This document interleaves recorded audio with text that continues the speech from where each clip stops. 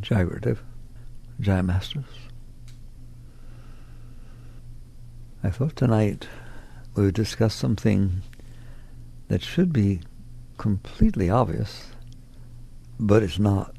And very, very few people really know anything about it, yet we all talk about it as though we do. And that's the word will. Yogananda once taught in his lessons, he starts very big on will. He says, nothing happens in your life without will. You can't move a finger. Nothing happens. Will is the power that causes all your emotions and your actions and your words and your thoughts and so on. But you don't think about it. They're just there. So, do you have the ability to lift your arm when you want to? In most people's cases, yes, you have the ability to lift your arm. For mass, your arm is mass, and to pick it up would require some energy, some effort. Something is required to lift that thing. Gravity is going to hold it down. There needs to be a force that is applied upon it to overcome the 32 feet per second squared in order to lift that object. So we understand in the outside world, we have machines, we have this, we have all kinds of things. What is it that lifts your arm? What is the energy that lifts your arm? Well, doctors and different people like that will say, well, you eat food, and there's energy in the food. Okay, so does the food lift my arm? Come on, vegetable, lift my arm. That's not will. That may be energy that's available to apply. But what makes that arm go up? And the answer is you do. But that's such a cop-out answer. You do. Who are you? At some point, I love for people to think like this. You say, what is actually initiating and causing that arm to pick up and asserting will? I can't define will by using the word will, but that's what you're talking about, isn't it? What is asserting this willpower that causes yourself to walk when you decide to walk, that gets you out of bed? Isn't that easy to get out of bed? I'm a programmer, right? I once looked at someone who tried to estimate what it would take robotically to get a robot to get out of bed. You have any idea how many moves that would take? This has to expand, that has to contract, oh my God, wait till you see what you have to do to get out of bed. It's phenomenal. What is applying that will? Who told it to do that? And the answer is, yes, you're right. You do. But like I said, that doesn't explain anything. That's just words. What is willpower? So I discussed the other day, I don't know anything, but I dabble with trying to at least get a surface understanding of the standard model of physics, what scientists are saying is going on in the world. And they say that there are 4 fundamental forces, only 4. You don't have to be a genius to figure this out. There are only 4 forces in the universe that cause things to happen. And that's the force of gravity, the force of electromagnetism, the strong nuclear force, and the weak nuclear force. I never talk about those last 2 because they sound really, really complicated. They're not. They're really not. All scientists throughout the world, they agree in the standard model. That's as far as we've gotten to figure out what makes the world hold together and how it works. So if you say electromagnetism, you say, well, what's that? Well, there's a charge on electrons and there's a charge on protons, positive and negative, and they attract each other, and that's why atoms stay together. That's how big that force is. We're talking about fundamental forces. And gravity, we understand. That's why you're not floating off in space somewhere. You don't have to go, oh, they don't. It does it for you. There's a force. Just for kicks, so you don't be scared. What are the strong nuclear, weak nuclear? Well, I was taught, and so are you, that in the nucleus of every atom, there are protons, and they're all positively charged. How come we never thought to ask our 5th grade or 8th grade science teacher, wait a minute, positive forces repel each other, don't they? Try to take 2 positive poles of a magnet. Ever done it? And push them together. You can't do it. There's this force pushing away. So positive or same negative repel each other. Opposites attract each other. So how come the nucleus stays together? Something has to overcome the electromagnetic force of the repulsion of positives together. Well, the force that does that is called the strong nuclear force. There, now you understand the strong nuclear force. I don't know that they know anything more about it. They just know there must be some force that's overcoming the electromagnetic force of pushing the nucleus apart, because there's all positive in there. There's neutrons, but they're neutrals. That doesn't matter. Ever think about it? No one ever thinks about it. Isn't that neat? How come in school, when they taught us, they went, teacher, you told us positives repel, so how can there be a nucleus of all positive forces? And the answer is because the scientists said, well, there must be, so we'll call it the strong nuclear force, the one that holds that together. Okay, we got that one down. Okay, well, what's the weak nuclear force? Well, the strong nuclear force isn't strong enough to keep radioactive materials together. They have half-lives. They fall apart. That's why you don't want any of that stuff inside of you. It starts falling apart.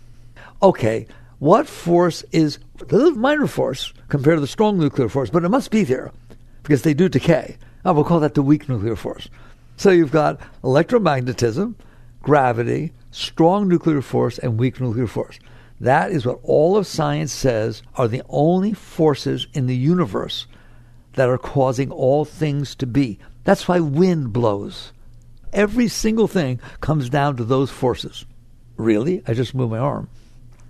Was that the electromagnetic force? It decided to move my arm? Well, no.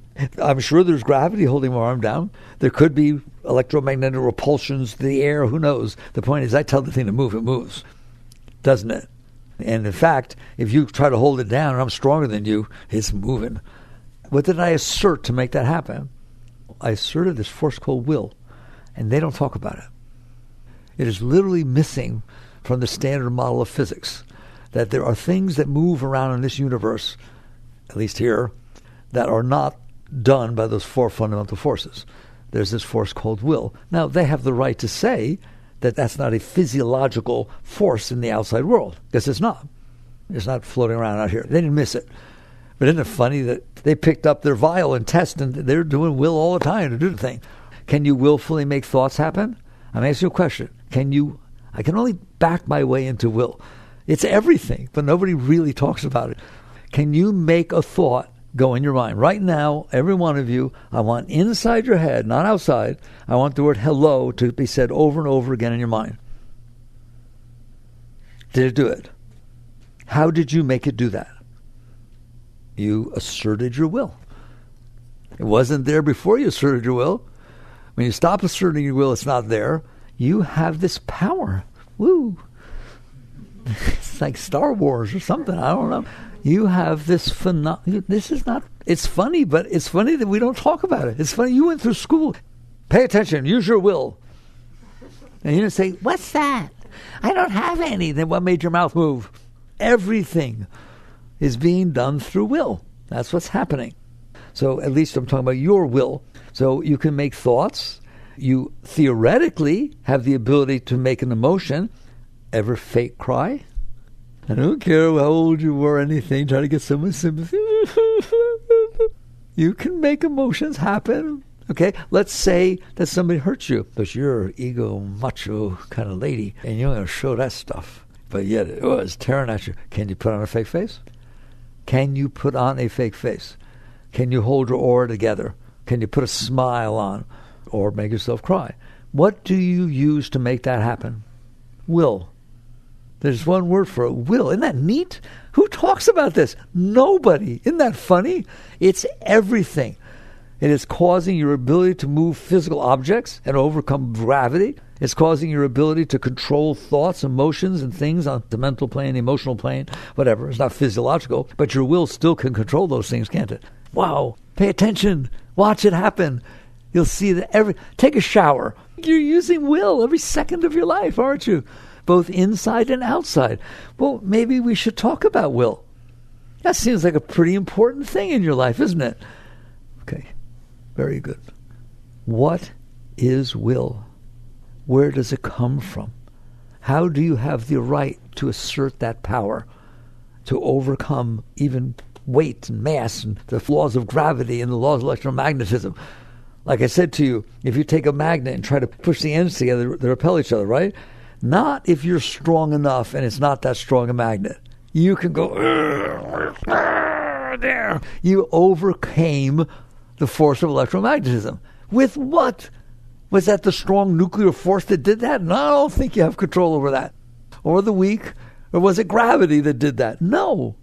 Isn't that neat? There is another force that they don't explain, that they don't talk about, that can overcome these other forces to some degree. And that is the force of will. It's strong, isn't it? It's really powerful. Okay, so take a breath. Where does it come from? I'll start at the highest level and work our way down. You're a conscious being. You're aware of things. You're aware of everything I just said to you. You're aware. We've talked about it many times. That's the witness consciousness. That's the self. That's the Atman. That's the soul. It's the indwelling presence of awareness, of consciousness. Will comes from there. Now, they don't know that. That's why they don't talk about it. You meditate enough and go deep enough, you will see that that's where all your will comes from. When you focus consciousness, can you, quote, concentrate? What does the word concentrating mean? Minute Maid orange juice? In a sense, it does. It's saying you are concentrating consciousness. That's what you're doing when you concentrate. That's what you're concentrating. Consciousness. You're focusing it. All right? When you hold a magnifying glass against the sun's shining everywhere. You're not going to get burned up. Go hold yourself a magnifying glass of a sufficient power and don't aim it at somebody, because it'll burn up wherever it's aimed, won't it? Why? It's concentrating the power of sunlight. When you concentrate, which, by the way, you use will to do, when you concentrate, you are concentrating consciousness. And consciousness is a great power. It's a tremendous power. Have you ever had to concentrate your thoughts, like doing math in your head or trying to remember something? What does it feel like? You're tensing. you're literally forcing willfully a concentration of consciousness, and it is a power. When you want to hold a picture of somebody in your mind, so remember what they look like, you have to assert will.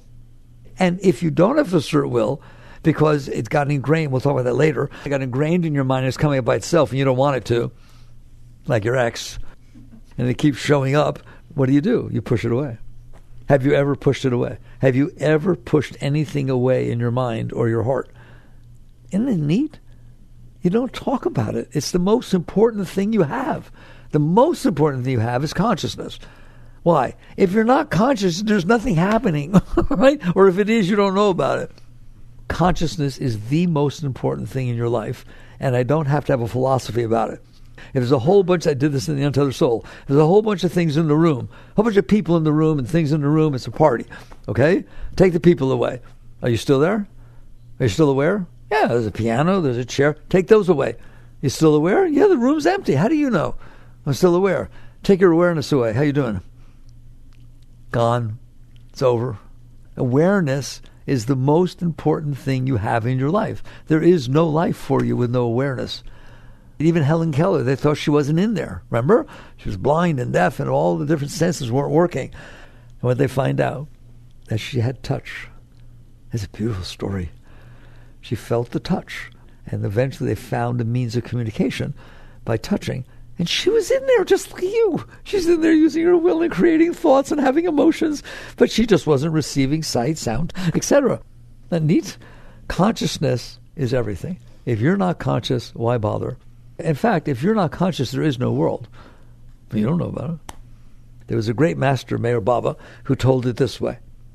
He said, every object in the universe, every single thing that you've ever seen or ever thought of, your thoughts, your emotions, all these things are zeros. They're like a bunch of zeros. There's zeros all over the place. Okay? Well, what is zero worth? Zero. Put a 1 to the left of those zeros. What's it worth? 700 billion, trillion, quillion, zillion. That 1 is consciousness, and the zeros is form, is creation. It's a pretty nice way to look at it, isn't it? It gives everything meaning. That's the gift you've been given. That's who you are. You are the conscious being that's there. Fine. When you concentrate consciousness, that's how you control your thoughts. That's how you control your emotions. That's how you make your arm lift. That's how you get out of bed. Come on, get a bit. I don't want to get a bit. Oh, all right. You put all that will and everything starts moving. Will. You've asserted will. And will is a power. In the ancient yogic philosophy, the Upanishads and the Puranas and so on, they talk about God being Chit Shakti. Chit Shakti. Conscious energy. That's the nature of the divine force. It's aware and it's power at the same time. It's aware power. And that's what's underneath all of this. That's the quantum field. Consciousness emanating through its power, emanating particles and making atoms and creating all of creation. And yet underneath there lies the unmanifest, Brahma. That's what Brahma represents, the unmanifest. See, some people think that the Hindu tradition is polytheistic. Anybody who knows anything about yoga, about the understanding, the teaching, is not polytheistic in any way, shape, or form. There's just one force, conscious energy, that has created everything. But that force creates, that force sustains, and that force destroys. Brahma, Vishnu, Shiva. That's where all the gods and goddesses of the Hindu tradition come from. They're not gods and goddesses like the Egyptians had and stuff like that, right? It's not a polytheistic religion. There are aspects of God, but underneath it all, it's one God. There's just one God. And they called it Chit Shakti. Chit Shakti, conscious energy. So there's that conscious energy. That conscious energy created creation. The unmanifest manifested the particles, and the consciousness is looking at what it created. That's who you are. Your will, the Bible talks about will, doesn't it? Man was given free will. You say, I wasn't given free will. Oh, yes, you were. You have free will. You have free will. In other words, you can concentrate on anything you want. Look at that picture. No, look at that picture. No, look at that person. You do anything you want. You're completely free. You have free will. You can aim your consciousness anywhere you want, and you can concentrate. You can concentrate on. I'm not going to make you do it. Don't hold up your finger and concentrate on the tip of your index finger. Could you? Could you concentrate so much that that's all there is? Potentially. That's what meditation is. That's what concentration is in Patanjali. It talks about concentrating that deeply that that's all there is. Okay, fine. Now concentrate on your whole body. I want you to feel all of it at the same time. Can you? You feel your feet, your shoulders, your tummy, your head. Okay, you may not be good at it, but you can. That's consciousness focusing and expanding. Not the kind of expansion of consciousness in the 60s we used to talk about, right? But, I mean, theoretically it could be, all right? But that's just a little bit of expansion. But your consciousness has the ability of focusing on a single object or expanding out and seeing. You go look out, it's beautiful. Come visit out here during the day. There's beautiful fields and deer. You can see all of it at once, can't you? What if you saw all of it at once and all of a sudden a rattlesnake showed up? Shh! I guarantee you're not looking at the deer, you're not looking at the clouds, you're not looking at the tree, right? I'm teaching you something. It may seem silly. This is not silly. This is who you are. This is the answer to all of life, and this is the entire spiritual journey. So consciousness has the ability of focusing, doesn't it? It's not your eye that's focusing. It's your consciousness looking through your eye at a given spot, or looking at it. Isn't it amazing? You can see it all, or just see one tiny little thing. So your consciousness is who you are. You are the awareness of being. And that awareness can focus on little objects, big objects, whatever it is, okay? And just because you're a good crew, and I'm talking at levels I don't usually, your consciousness is not limited to what comes in through your senses. If I took one of my telescopes and set up in the field out there, and it has this tiny aperture in the side of its lens, 1/4-inch or 1/8-inch aperture, and I go down there and I look down through there and I look at Saturn. I like Saturn. I look at Saturn. What am I seeing of the field? What am I seeing of the whole rest of the world around me? Zero. I'm only seeing what I'm looking at. It's all still there. You are not limited. And I'm just going to tell you this. I can't prove it until you prove it for yourself. Your consciousness is not limited to looking through your eyes or hearing through your ears or touching this body. You just happen to be concentrating on those eyes, on those thoughts, on those emotions. Whose? Yours. How about this? Every thought that's being created right now in this room is in the same place. Just like the whole room's in the same place. Yes, there's a plank over there, but all the planks are in the same room, and I can see them all at once. Theoretically, you can see everybody's thoughts. theoretically, you are not limited to seeing your thoughts. Well, then why do I only see my thoughts? Because that's what you're concentrating on.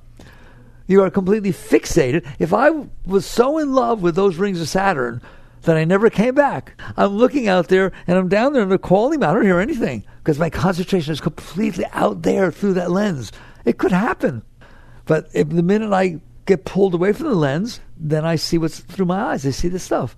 You are not limited to seeing through your eyes in any way, shape, or form. A master knows that. A great meditator, a great being knows. I don't have to look down there through those eyes. I'm consciousness. I'm expanded. There's expansion of consciousness. Not it's already limited to you, but I'll not look at my finger or look at my body. It's not limited to you at all. It's way back up here, and it happens to be universal. Your consciousness is the consciousness of God. It's a consciousness of creation. It's what created everything. My father and I are one. There's someone who knew what he was talking about. And it's true of you also. Not of your body, not of your mind. You, the consciousness itself, has no limitations. What limitation it has is what it's concentrating on. That's the only limitation there is. You are choosing to focus on your thoughts. You can say, no, I'm not. We'll get there in a minute. Well, what happens when you get addicted to something? Okay? You're choosing to take that drug. No, I'm not. I want to stop, but I can't. Well, that's because you took it for so long that you forgot what it's like not to be dependent on it. And so now if you don't take it, it doesn't work. It doesn't feel good. Okay? But your will did all of this. It started the drug. It made the decision. It had trouble with the mind and wasn't able to handle it. So basically, the consciousness is the force that's in there that's doing everything. But it concentrates on what it's interested in. That's what you concentrate on, what you're interested in. So if that rattlesnake shows up, just because it said interested doesn't mean it's good. You're very interested in that rattlesnake. You have to have fun with the class. I said the following. There's a test. Multiple choice. You get a choice, okay? Here you are. You're enjoying yourself. You're having fun in this room. And someone drops a snake in the room. A big rattlesnake. Okay? You have a choice. You don't have a choice that the snake's in the room. You have a choice that you're in the room. That's given. It's happening, right? Do you want the snake in front of you or behind you? Not one he's going to say behind me. I tell you right now, no, I don't want to see where it is. I don't want to know anything about it. I don't think so. I think that sucker's sitting right over there, and you'll look at it and you're watching it very carefully. Why? Because you're interested in it. You see, interest doesn't mean good or bad. It just means you're going to focus your consciousness on it. And there's how focus takes place. That's why you only see your thoughts. I don't ever talk about this stuff. That's why you only see your thoughts. Her thoughts are right there, same place. Wow. It's called the mental plane, and thoughts are being created. And how come all of a sudden somebody calls on the phone from Europe? You haven't seen them for years. You say, oh my God, I was just thinking of you. Ever happen? Thoughts are all over. There's no limitation. They don't take any time. They're not on the physical plane. Psychics can see your thoughts. Net result is the thoughts are thoughts. They're things. They're there. I knew a psychic. I don't get into all that stuff, but she was a very beautiful soul. But if you created a boat in your mind and saw a boat, she saw it. Why not? It's right there. No, you can't see it because you're busy looking at, what did my mother do? Why did she do that? You're studying your thoughts. Just like you're interested in the rattlesnake, you're very, very interested in your thoughts, aren't you? So you're interested, and because you're interested, you focus willfully. Believe it or not, it is a willful act. It doesn't feel like it because now it's become a habit. We'll talk about habits in a minute. That's another big spiritual word. Will is as big as it gets. Habits are number two. It's something that happens because you're used to focusing your consciousness in a given place. You don't have to assert new will. It goes there. That's what he used to call it. He said there was conscious will and subconscious will. Conscious will is you willfully do, when I told you to say hello, you willfully, okay, I'll look at the picture. You do it willfully. If you do it long enough, that picture's staying in there. And nowadays, I guess they would say neural pathways get carved. It's really will asserted on an object that gets used to doing that, and it's hard to get rid of, isn't it? So it's like subconscious will. It's habit-formed will is what it's called. But it's all will. It's all will. So basically, you're the consciousness, and you are concentrating on certain things. What are you concentrating on? I know, teacher, my thoughts. Which one of you are not concentrating on your thoughts? In fact, right now while I'm talking, you're still concentrating on your thoughts. I don't agree with this. This is neat. Someone's paying attention to those thoughts. There are thoughts being created, and your consciousness is aware of. How do I know I'm concentrating on my thoughts? Because you know they're there. If somebody sits there and says, oh my God, I just keep thinking about her, she won't leave my mind. How do you know? How do you know that you keep thinking about her? How do you know that your thoughts are bothering you? How do you know that when you sit down and meditate that your mind won't shut up? How do you know? I have a new book I talk about that. Okay? I am a physician. There's no such thing as a bad meditation. But I didn't see white lights and stars and all these things. That's just another thing to be concentrating on. There's another thing to be aware of, another thing to put your will on. If you sit down and meditate and your mind doesn't shut up, and you get up and you come to me and say, Mick, I tried it 15 minutes, my mind didn't shut up for 1 minute. Here's what I get to say to you. How do you know? How do you know it didn't? How do you know that those thoughts didn't stop? I'll give you a secret. They don't stop all day. You're not paying attention. You're like in them, you're lost in them. Your thoughts don't stop all day. They'll say, well, there's a driver that this and I want to do that. Oh my God, I'm late. Oh my God, there's more things to do. Oh my God, how can I do any one thing? I'm so far behind. Where is he now? Is he being loyal to me? Is he not? Can I trust him? I don't. Those are thoughts. How do you know when you sit down to meditate that your thoughts didn't stop? Because you're a conscious being and you're aware that those thoughts were created. Good. That's called witness consciousness. That's a level of witness consciousness. I'm aware that I'm here, and I called them my thoughts. What do you mean, my thoughts? My is a possessive pronoun.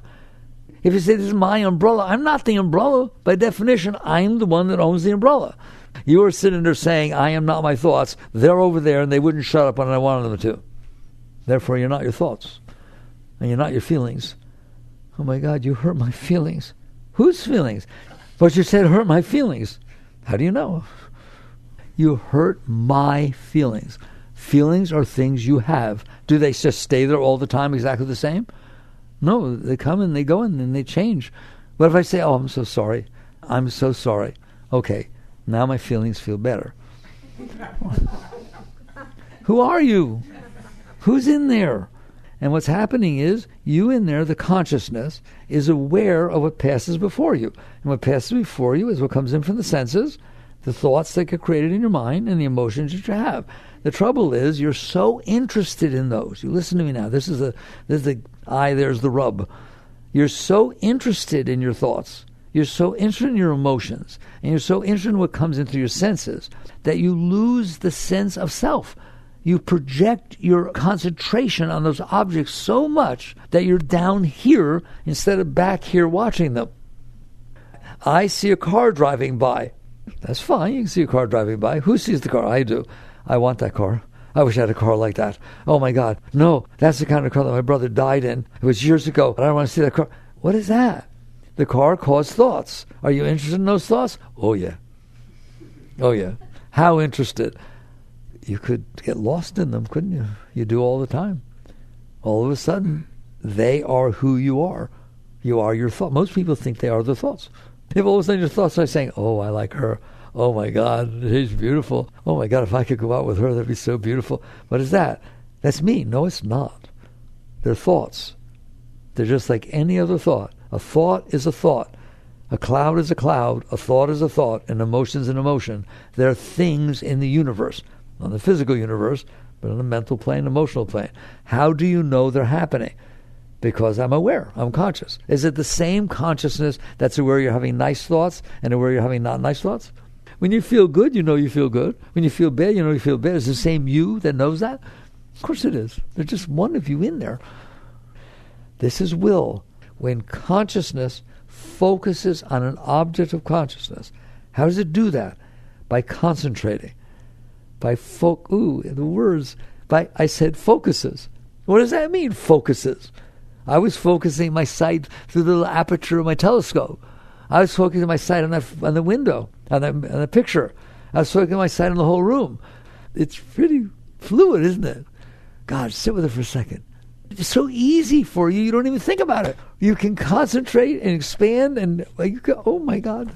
Can you look up at the stars at night when it's clear and just see this vast expanse? Now come down and look at the scratch on your car. Oh my God, I was looking at the stars. Who scratched my car? Wait a minute. That's a big change in consciousness, isn't it? Your consciousness is phenomenal. It's the greatest gift. It is you. It's who you are. You're in here. The kingdom is within you. You are the consciousness, and that consciousness is phenomenal. Maybe if there's time left, we'll talk about going back. The most expanded you could ever be. Right now we said you could expand yourself to notice, that your baby's crying, or that there's a scratch in the car, or that your boss is yelling at you. At the same time your boss is yelling at you, all the stars and galaxies are still there? Not to you. Because you are where your consciousness is, aren't you? And where is your consciousness? Wherever you focus it. Now, you don't think that's your will that focuses it on your boss while your boss is yelling at you. It is a willful act. Someday you're going to find out that while your boss is yelling at you, you can be doing your mantra. No. Yeah, somebody once asked me, are you saying that in our everyday lives, when we're not meditating or anything like that, that while it's happening, while you're having an argument with somebody or while something's happening, that you can be conscious then and be aware of what your thoughts are doing and what the person is doing, or afterwards you can look back? You're a conscious being. You're conscious of what's happening. You're in the witness all the time. There's no coming and going. There is, because what's happening is so interesting to you, doesn't mean positive, is so interesting to you that you are focusing your consciousness on it. You're limiting your consciousness to the fact there's a roach running across the floor. There is also 2 trillion galaxies. But not in your world there's a roach. Or there's somebody yelling at you. Or there's somebody who hurt your feelings. Your consciousness is automatically focusing on what you're most interested in. I think it's very nice that you're so interested in a roach. They should be very proud. Look, she likes me. Look at you. Everywhere I go, she chases me. She wants to have a relationship. In fact, you do have a relationship with the roach. Not a very good one, but are you hearing me? This is all expansion and contraction of your consciousness, of the focus of your consciousness. It's all about the focus of your consciousness. This is why, if I go, and I don't study this stuff, but I read them once. If you go to Patanjali's Yoga Sutras, which is the core of yoga, it's pointed to by the great masters as one of the greatest things written, all right? Written a long time ago. He talks about the different states of pratyahara, dharana, and dhyana. Well, what is pratyahara? The ability to withdraw your consciousness from the senses. You can't meditate if you're busy listening and hearing and looking. Your consciousness is still being drawn out through your senses. You're not meditating. That's not called meditation. Yogananda tells a story. He said that he had a disciple once who said nothing happens to her during meditation. She's meditated for a long time and she keeps trying and doing everything and nothing happens. And Master didn't believe that was possible. If you do his techniques, Kriya Yoga, whatever it is, and stuff's going to happen. And so he asked her, he said, well, where do you meditate? She said, in the living room. And is it quiet? She said, oh yes, it's very quiet in the living room. Well, he says, do you hear anything? Well, the maid is in the other room and she's supposed to be cooking dinner and she always gets it wrong. And I can hear what's happening there. And I'm checking to see whether the sounds are what I would expect.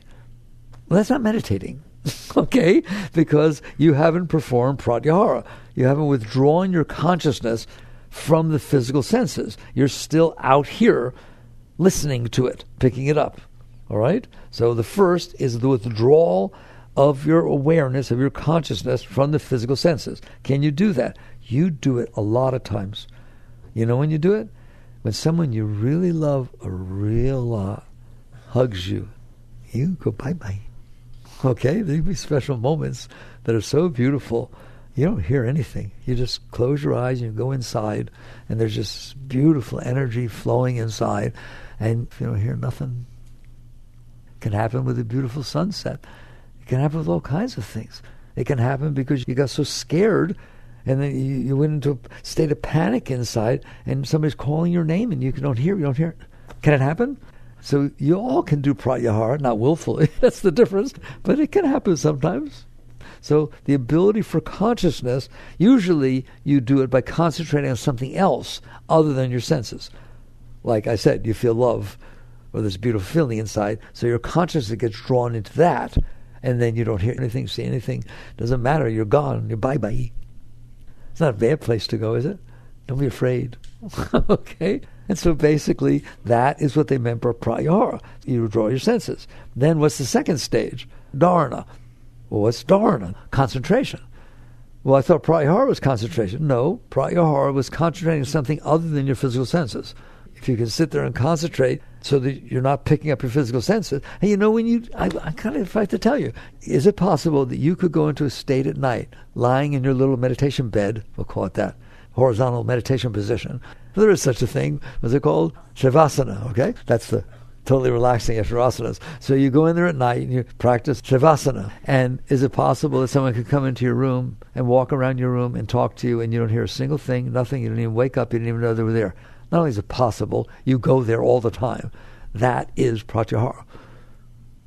You have withdrawn your consciousness from the physical senses. Believe me, they're still there. Your eardrum is still vibrating. So I don't want you to think of these things as weird. You have these abilities. Consciousness willfully withdrew itself from receiving the physical senses. Then what's the next thing? Dharana. Now that you have withdrawn your consciousness from being distracted to be drawn out by the physical senses, are you still there enough to willfully concentrate on something? A candle, the third eye, a mantra, your breath, I don't care. Are you still there, even though you're not being distracted by the physical senses, to practice one-pointed consciousness? Now, this is about will. Every bit of this, you see this, everything I'm talking to you about is will. How would I one-pointedly concentrate my consciousness? By concentrating it on one point. That's how you do it. Master used to say third eye. Yogananda, very great master, and taught how to achieve enlightenment, how to merge with God. And one thing he said, he taught Kriya Yoga. Most of you have heard that. This is a technique that his lineage taught. And somebody once asked him, Master, is there any other technique to reach enlightenment, the highest state in this lifetime, other than Kriya Yoga? And he shocked his disciples by saying yes. They stood up. What do you mean, yes? You've been telling us all this ever since we met you. And he said, yes, there is. They said, what is that? Take your attention, key word, take your attention, put it at the point between your eyebrows, and never take it off. This is a wonderful way to talk about will. First of all, what do you mean take your attention? Your consciousness can concentrate. That's what your attention is, that which you're concentrating on. So he's sitting there taking your consciousness and concentrating on what's called the third eye, the sixth chakra, concentrating it up here. He called this the center of Christ consciousness. This is the center. Yogis teach this, and you're going to find out that it's true. Not because they said it, but because you're going to go deep enough if you practice properly that you will reach a state where you realize all of your consciousness comes in and focuses on the third eye and is distributed throughout the rest of your system. You don't know that because you're so busy downstream. You don't know what's happening where the water's coming from upstream if you're busy drinking it down here. You have to be willing to not drink it down here to be able to see where it's coming from. So this is the center of will. It's the center of consciousness. It's the center of Christ consciousness, he called it. So that basically when you focus your attention here, it doesn't go down there. Down there's not negative. It's just the fall from the garden. That's literally what it is. Your consciousness goes down, gets all involved with the body, gets all involved with your feelings and your emotions and your thoughts and your whole personal self, that whole messy thing that's down there. If you concentrate, you're not able to do it right away, but it's still fun to talk about. I want to talk about will. If you were able to concentrate your consciousness at the point between your eyebrows and not take it off while somebody's telling you how much they love you, oh my God, you're the most beautiful person I ever... Right? Or yelling at you or telling you that you did a terrible thing which you never did. Okay? Can you stay here? Not a chance. You're capable. Why would you not be capable of putting your conscience anywhere you want? So the reason is because you're addicted to being distracted by your emotions and distracted by your thoughts, your personal thoughts. What I like. I don't like this. I don't like this. There. Okay. Because you don't like it, a thought is being created in your mind that's very, very powerful. Therefore, your consciousness is being drawn right there. And if you were trying to hold it at a point between your eyebrows, you don't stand a chance. That's what you mean when you say, I fall, I get confused, I can't keep it. When I'm meditating, I can do something, but the minute I stop, somebody does something, somebody says something I don't like happens, next thing I know, I'm not there anymore. That's why.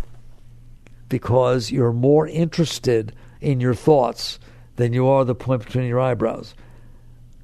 You're not willing to concentrate sufficiently at a neutral, impersonal point, because impersonal, you want to go up above yourself. Christ says you must die to be reborn. That's what it means. Are you willing to let go of your personal self? Are you willing to not be Sally, who's married to so-and-so? Doesn't mean you're not married. Doesn't mean they don't call you Sally. Doesn't mean you don't respond. But are you willing to say, that's not me? I'm in here. I am the consciousness that is aware that the thoughts respond to this and have preferences and so on. But I am the consciousness. This is what it means to transcend. This is what it means to transcend yourself. That's what it means to die to be reborn. That's everything Christ taught. Everything. It's everything Buddha taught. Everything. It's all the deep spiritual teachings. So basically, we're doing will. Will is the ability, the power that comes from consciousness itself. It's not separate from consciousness. When I hold that magnifying glass in front of the sunlight, it's not other than sunlight. Nothing changed. It's just concentrated. When you concentrate your consciousness, how do you do that? It's conscious energy, the Shakti, the force of consciousness can concentrate. It can focus or expand. There it is. We talked about that. When it concentrates on your thoughts, then you think you are your thoughts. Notice you think you are your thoughts. They're so strong. You are so addicted to your thoughts. So basically it has this self-concept. And what is your self-concept? A collection of thoughts that your consciousness is addicted to. And the right word is addicted, just like a drug. You are addicted to paying attention to your thoughts and your self-concept. I'm this. I'm a 23-year-old girl or guy who likes this person and doesn't like that person. And I've never liked that. What are those? Thoughts. They're thoughts in your head. Do they ever change? Just fall in love with somebody else and see if it changes. It's amazing to watch. Here's this person, has this self-concept, they like doing this thing, they're interested in those things, blah, blah. Then they fall in love with somebody, and there's a different person who has different views and different opinions, and now their whole purpose of life is different. Those are thoughts. They're thoughts that change. Can they change? Have they ever changed? There are thoughts. They're not you. No thought you have is more you than any other thought you have. People make up different stuff. Oh, this is not working. I'm going to change my personality. I'm going to change how I interface with people. Good, have fun, do a hairdo inside. And you just have a different set of thoughts and a different self-concept. Yes, I used to believe that, but now I don't. It's okay. It's fine. I'm not saying you can't do it, but please understand their thoughts. So why do they feel so personal? Because you're focusing on them. If you didn't focus on them, it wouldn't seem so personal. I told you, this whole thing about relationships, it really shows something, and there's nothing wrong with it. You were focused on a given thing. This is what I wanted to do and wanted to grow up to be and who I wanted to be with, and I wanted to have children or I didn't want to have children, so on. Now go fall in love with somebody, really in love, strongly in love with somebody, and all of a sudden now I want to have children. I didn't know what I was thinking about. I wasn't ready yet. And all of a sudden there's all this rationalization, all this stuff going on as to why these are the thoughts that I now am. This is me now. Does it happen? Okay. It's because consciousness is who you are. I'm going to cry. It's who you are. It's who you always were. And you are focusing on a set of thoughts. Freud figured out this thing about id, ego, and superego. He basically analyzed your thought patterns. They're all thoughts. It is this, the ego is that, superego is this. They're types of thoughts. And he noticed how they got in there and why they are the way they are. But he's just analyzing thoughts. He's not analyzing you. If we ask him, Sigmund, does a person in there see these thoughts? Well, of course they do. Otherwise, they wouldn't react to them. If your superego says, don't do that. Can you literally hear your mother or father or preacher or whoever in their voice talking inside your head telling you not to do something? They are thoughts. They're not you. None of them. You are the consciousness that is aware of the thoughts. The trouble is they interest you so much, you're addicted to them, so that they bother you. And if they bother you, you pay more attention to them. And if something really bothers you, that's who I am. I'm the one who, I'm bothered by this. I'm not going to put up with this. And I can't believe it bothered me. And I'm never going to let this go, ever. And if it tries to go away, I'm bringing it back. You'll be sorry. For the rest of my life, I'm going to suffer because you did that. So your consciousness becomes aware of whatever you're most interested in. That's what it does. That's what it is. And that goes for your thoughts. That goes for your emotions. And then what you do is you try to create an outside world. Wait, try to create? Who tries to create? Will. You assert will to attract people, to repulse people, to buy houses, to decide what you like, to try and make it happen. You are willfully asserting your... People say, I've learned to assert myself. That was a big thing in the 80s. So people learned to assert themselves. It doesn't change a single thing we're talking about. There's nothing holy about asserting yourself or not asserting yourself. What's holy is the self. Itself. So when you assert yourself, you're saying, I'm going to make a decision in my mind. This is what I believe. This is what I want to happen. I'm going to visualize it. I'm going to assert myself to get what I want. That is consciousness lost in the ego, defining itself as the one who likes this and doesn't like this and wants this, and I'm strong enough to make it happen. Yes, you certainly are. You're strong enough to take the power of God and focus it down on the scratch on your car and find out who did that. And I don't care what it takes. I am going to go online and I'm going to search this thing. And you're welcome to do it. You're welcome to assert yourself all you want. So that is an act of will, and that's what we're talking about. When you assert yourself, you're asserting your will. On what? On a given thought pattern. On a given emotion pattern. Believe me, I'm not taking it away from you, because I couldn't if I tried. We are addicted to ourselves. That's where it is. The consciousness is fixated, one-pointedly fixated, one-pointed concentration. It's not that you don't know how to one-pointedly concentrate. You do it all the time on yourself. The question of dharana, according to the Yoga Sutra of Patanjali, is can you do it on something other than yourself? Are you capable of taking all that focus that you put on me, I, me, mine, the Beatles song, I, me, mine? Are you capable of shifting your consciousness through an act of will onto a candle? I used to think, what is so holy about concentrating on a candle? What kind of thing is that? You know they teach meditation like that, one-pointed concentration. It's because you're taking your consciousness and focusing on something other than you. The candle will just do just fine, so will the rock, so will anything. Just focus your consciousness not on your ego and your id and your superego and your silly old mind and all your emotions. Me, mine. Because it's addicted to doing that. And I'll tell you that Yogananda taught that addiction happened the same way a drug addiction happens, by repeating this and creating a habit of your energy flow. This is an energy flow. That's what it is, just like the light from the sun is energy. You have focused your consciousness, your Chit Shakti, on this set of thoughts. And so now it stays there. If you don't do anything about it, that's what's coming up. You're thinking the same thoughts when you're taking a shower, when you're driving, same stuff coming up. And maybe it's about what happened 10 years ago. It just keeps bothering me. It's just, I can't get it out of my mind. Why? Because you concentrated on it so much when it happened that you built what we call some scar. You built a pattern in your mind where the energy flows that way and you can control it. Ever have that happen? Ever get something in there that's hard to get out? Okay, that's because you did that. If when that event happened, now you weren't capable, I'm not yelling at you. If when that event happened, you let go, right then, fine, into every life some rain must fall. You used affirmation. You just basically started the situation of saying, I ain't keeping this in here. If I take this drug 2-3 times, it may be nice, but I'm not going to be able to stop. Why? Because it's nice. And all you have to do is like something, just eat a piece of chocolate cake when you haven't had it for a while. Just once. All right. The second time's easier to eat it, but it's not impossible not to. Have it a couple of times. See what happens. All of a sudden, every time you feel a little depressed, I'd like to have some cake. Right? In other words, I need something outside of me that will help my concentration get off of this set of thoughts. That's why you eat when you have a breakup. Because you're trying to find... God, this is so poignant. I'm going to say it slower. You're trying to find something that will attract your consciousness so that it's focusing on the chocolate cake or on the this or on the that, whatever the heck it is, rather than focusing on what's going on in my mind, because I habitually burn this into my energy pattern so that it flows naturally that way. There, was that terrible that I taught you that? Do you understand that? Do you agree with that? Is it true? That's what you try to do. And that's why people drink, and that's why people do drugs, and that's why people eat, and that's why people do all kinds of things. Nothing's wrong with these things. It's not a matter of right or wrong. It's a matter of understanding what's going on. This is deep stuff. It is what's going on, isn't it? My consciousness is drawn through the patterns it is used to thinking of. And what are those? The ones that had the strongest impact on me, either negatively or positively, while I was going through my life. They got stuck in there. Why? Because I concentrated on them.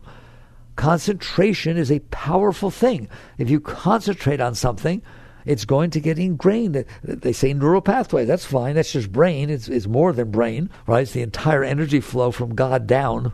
Did you hear that? It's the entire energy flow from your super consciousness down into your mind and your emotions and your body. And it gets used to flowing a certain way. And that's why your thoughts keep coming back up and so on.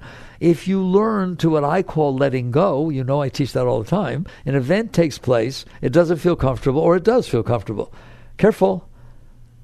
The more you focus on it, somebody said, I do it in the book, somebody says to you something really, really, really nice. I never told you ever since kindergarten. We was in the same class, and now we're in college, and you walk on water for me. You're the most beautiful thing I've ever seen. I've just been embarrassed to tell you anything about it. I just worship the ground you walk. Woo! That's not so bad, is it? Okay? And then they sit there and say, do you mind if I call you? No, I don't mind. You want to know what's going to happen? You're going to think about that when they walk away. They don't have to keep whispering in your ear the same thing, do they? You did it to yourself. You keep whispering it over and over again, maybe even shouting it, okay? And you burn it into your energy flow. And now what happens? You go home, and the phone rings. Whoa. I guarantee you your heart will jump open. It will, like that, right? You pick it up, and it's one of those spam calls like I told you, Free trip to Hawaii, TWX. All right. Oh, what happens? You get disappointed. You did that. You weren't able to handle what got said to you. Notice I picked the positive one. No, what about a negative one? And you got this burned in there. All your consciousness is focused on that, and you can't get it off. And you're not even trying, by the way. You're just sitting there by that phone. I bet you just park by the phone and sit there and wait for the call. You've done it in high school at different times. Okay? We getting an understanding of this now? And so basically, this is what's happening. You're burning pathways habitually. That's what a habit is. The energy will flow there habitually versus willfully. It's still will, but Master called it habit form will. You see it? It just will fall there naturally. All right, so now you understand what will is. I don't talk about this stuff at that level because unless you go deep enough inside yourself, I can't prove it to you that will comes from consciousness, that it is the power of consciousness concentrating. There, that's what will is. It is the power of consciousness concentrating. It creates, just like the sun emanates solar winds. It doesn't go anywhere. It's just emanating this. The self emanates this power of Shakti, and you focus it. You focus it. You don't even think about it. You just focus it. But it does it habitually. Something scares you. All of a sudden, you're afraid to go in the basement anymore, because it was that strong. If when it happened, you neutralized it, I'm going to have to stop because we're running out of time, but this is an important talk. This is yoga. How do you like that? That's what we're talking about now. Everything I've talked about so far is yoga. Let's say you went in the basement, you heard a noise, you got real scared when you were little, and now you don't ever go in the basement ever again. That's silly. You just lost a room in your house because of what happened when you were 5 and you didn't even know what happened. All right? Neutralize it. What do you mean? You see it and you say, I do not want this in here. And just sit there and say, that's fine. There are noises. It's just a noise. You don't know what it was. Let it go. Let it go. Let it go. Let it go. It's all about letting go. What does that mean? Using your will to let go instead of using your will to get caught. So to finish off Patanjali, so dharana is the willful ability to concentrate your energy and consciousness wherever you want. So put it on a candle, put it on your third eye, put it on a mantra, it don't matter. But just don't let it go where it always goes. I don't like this. Have I sat 15 minutes yet? Is it long enough? I want my mind shut. Maybe this is my mind shut. You can't do anything. Here it goes. It's all caught. God, he hurt me. That was 15 years ago. I don't care. It hurt so bad. I remember it all the time. You're supposed to be meditating. I am. I'm meditating on that. All right? So dharana is the ability to focus your consciousness, your awareness on something other than yourself. And that's not meditation. Dhyan is meditation. And it's in the simplest sense. It says, now that your ability to use will to focus it on one pointedness object, not on yourself, focus it on the self. Don't focus it on an object outside yourself. Bring it back to the source of consciousness itself. You understand the difference? One is you're concentrating on an object. The other is you're not concentrating on an object. You're just letting consciousness remain in the seat of consciousness. And Patanjali defines that as that's meditation, and that is meditation. Because when you finally pull it off your senses, and you pull it off of your thoughts and emotions and your personal self, and you just focus on something that's neutral. A candle is neutral. It's not yelling at you. It's not telling you it loves you, all right? And nor is a mantra, or nor is your third eye. And you're just focusing, and then, because it doesn't interest you that much. It's not a personal thing. Consciousness will naturally, by the way, to go from dharana to dhyana, it happens naturally. When you actually have focused this away from your personal self, there's nothing drawing your consciousness onto these things that interest it so much. And it will naturally find itself in a breathless state, pulled back. You're not doing it willfully. It's because you willfully stopped it from going out wherever it goes. You overcame the habit, and you'll start to, in the middle of your day, you've been watching TV, and all of a sudden you just go into this beautiful, beautiful transcendent state of complete peace and openness, and then you start expanding, and that's now dying to be reborn. That's where the great masters went. And normally, even if you get to these higher states, to literally totally let go of the personal sense of self, to where you're just willing to be the universe. Like, it's neat to say you're the universe. Are you willing to be the universe? Because it means you can't be you. All right. I've said what I want to say. Isn't this beautiful? Now you understand. Consciousness is everything. Then it becomes will. What do you want to focus on? Who are you? What's your real intent? You go about your life, and you're going to use your will. That's perfectly fine. You're going to have relationships. You're going to have children. You're going to have all kinds of things. You ups and downs, what kind of thing go on. Can you stay back here? Are you aware that you are the awareness that is noticing all this? You're not any of it. You're just aware. And what will happen is every single bit of your life will raise you. Everything you go through. Sure, I have a beautiful relationship. It's not always so beautiful, is it? You have fights, you have disagreements. Those get used to let go. They don't mean to leave the relationship. It means you say, okay, obviously it's not my whole life. I'm still here. Okay, be there. Be there. And just keep letting go. And you will eventually find yourself in a place where it's the source of will. That's how I said, how do you know that Chit Shakti, conscious energy, is the source of all will? Because when you pull back far enough, you'll be out, and then you'll come back, and you'll see how coming back. When you come back from meditation or deep meditation, that's the most educational thing you'll ever have, because it shows you how you got lost down there. It's very neat when you can go out and come back and go out and come back. You see what's happening, how these samskaras, these patterns are drawing you back and pulling you back. All right, I'm out of time. I don't want to be. Have you learned a little bit of will? I can't touch it for you. You do have will, don't you? Even your habits are will. They're habit-formed will. So this stuff you're struggling with, your diet and your this and keeping your mind quiet, it's all stuff that you just let happen because you weren't paying attention. You weren't ready. Now you can work your way back. All right, work with these things. Jai Gurudev.